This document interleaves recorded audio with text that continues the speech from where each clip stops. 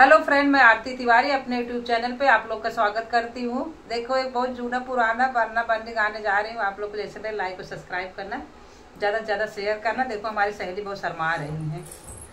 बनना माने न कहनवा कैसे सपरी, बनना माने न कहनवा कैसे सपरी, कैसे सपरी हो कैसे सपरी, बनना माने न कहनवा कैसे सपरी, बनना माने न कहनवा कैसे सपरी।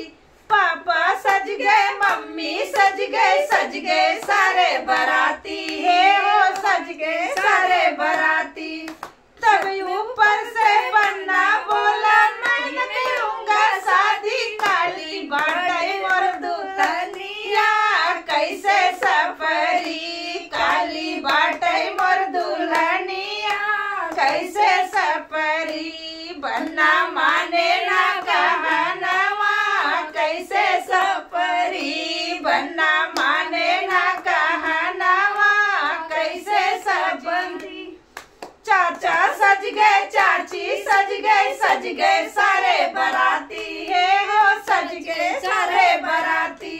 अरे तभी ऊपर से बन्ना बोला नहीं करूंगा शादी, काली बाटे मोर दुल्हनिया कैसे सपरी, काली बाटे मोर दुल्हनिया कैसे सपरी।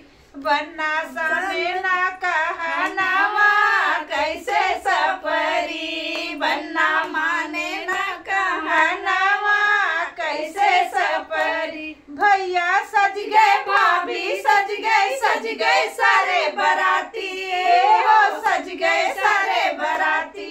तभी ऊपर से बन्ना बोला मैं न करूंगा शादी, काली बाटे दुल्हनिया कैसे सपरी, काली बाटे